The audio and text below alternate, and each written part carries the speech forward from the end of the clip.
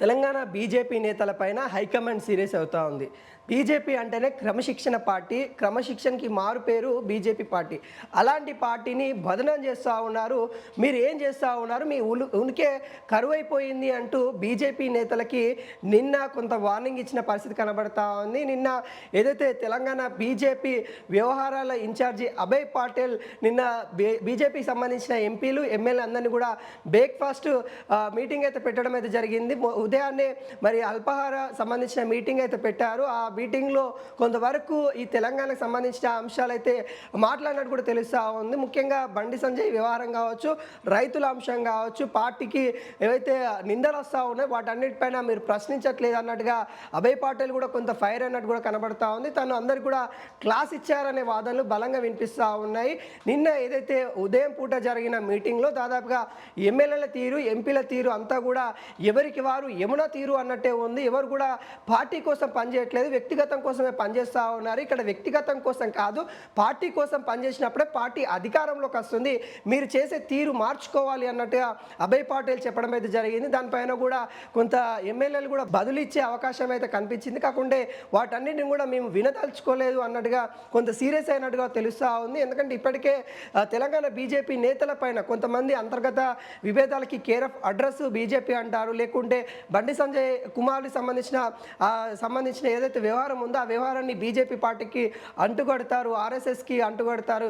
ఇప్పటికీ వాటిపైన కూడా కోర్టులో ఉంది కాబట్టి ఇటు బండి సంజయ్ ఎటువంటి వ్యాఖ్యలు అయితే చేయలేదు. కాకుండా ఆర్ఎస్ఎస్ కూడా స్పందించింది, మాకు బండి సంజయ్ కుమారుడికి ఎటువంటి సంబంధం లేదు అనే వివాదానికి సంబంధించిన అంశాలు కూడా చెప్పిన నేపథ్యం కనబడతా ఉంది. అయితే మీ విధి విధానాలు మార్చుకోవాలి అంటూ తెలంగాణ బీజేపీ నేతలకైతే చెప్పడం అయితే జరిగింది. ఏకదాటిలోనే రావాలి, ఖచ్చితంగా అందరం కలిసి పనిచేస్తేనే తెలంగాణలో బీజేపీ అధికారంలోకి సాధిస్తాం, మీ వ్యక్తిగతంగా చూసుకొని మీ కార్యాచరణలో చేసుకుంటూ వెళ్తామంటే అలా కుదరదు. ఖచ్చితంగా బీజేపీ పార్టీ యొక్క సిద్ధాంతాలు, పార్టీ యొక్క నమ్మకాలు ఏవైతే ఉన్నాయో వాటి లైన్ ఏదైతే ఉంటుందో ఆ లైన్ ప్రకారమే పనిచేయాల్సి ఉంటుంది అన్నట్టుగా చెప్పడం అయితే జరిగింది. ఇప్పటికే తెలంగాణ టార్గెట్గా బీజేపీ నేతలు అయితే ఫిక్స్ చేసుకొని మరి ఇక్కడ కార్యాచరణలు అయితే చేస్తూ ఉన్నారు. ఇక్కడ వచ్చే జిహెచ్ఎంసీ ఎన్నికల టార్గెట్గా కాషాయపు జెండా ఎగరవేయాలనే లక్ష్యంతో పనిచేస్తున్న పరిస్థితి కనబడతా ఉంది. మరి దాంట్లో భాగంగానే మీ యొక్క ఉనికిని చాటుకోండి, మీరు ప్రజల దగ్గరికి వెళ్ళండి, రైతుల దగ్గరికి వెళ్ళండి, రైతుల సమస్యల మీద మాట్లాడండి,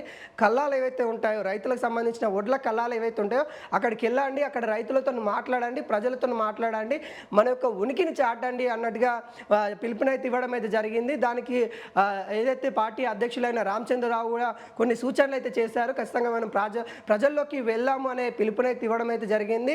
సరికొత్తగా బీజేపీ పార్టీ వ్యూహాత్మకంగా ముందుకు రాబోతా ఉంది. తెలంగాణలో అధికారం సాధించడమే లక్ష్యంగా పెట్టుకొని బీజేపీ పార్టీ అయితే వస్తూ ఉంది. ఇప్పటికే హైకమాండ్ నుండి అయితే ఒత్తిడి అయితే బీజేపీ నేతలపైన అయితే ఉంది. ముఖ్యంగా బండి సంజయ్ సంబంధించిన కుమారుడు వ్యవహారం ఏదైతే ఉంటుందో అది పార్టీ క్రమశిక్షణ ఉల్లంఘిస్తూ ఉన్నారు, మీరు ఖచ్చితంగా ఏదో ఒకటి చేయండి, ఆ బదనం ఏదైతే ఉంటుందో దాని నుండి బయటికి తీసుకురండి అన్నట్టుగా అటు అధిష్టానం అయితే చెప్తా ఉంది. మరి దానిపైన కూడా ఒక కొత్త కార్యాచరణతో ముందుకొచ్చే అవకాశాలు అయితే కనబడతా ఉన్నాయి. మరి చూడాలి, ఇప్పటికే సీరియస్ అవుతా ఉంది హైకమాండ్. మరి హైకమాండ్ చెప్పిన విధంగా మరి ముందుకొస్తారా, లేకుంటే అదే విధంగా అంటే ముందులానే అక్కడనే ఉన్నట్టుగా అలానే ఉంటారా, ఏమైనా మార్పు చెందుతారా అనేది కూడా చూడాల్సిన పరిస్థితి కనబడతా ఉంది తెలంగాణ బీజేపీ నేతల్లో.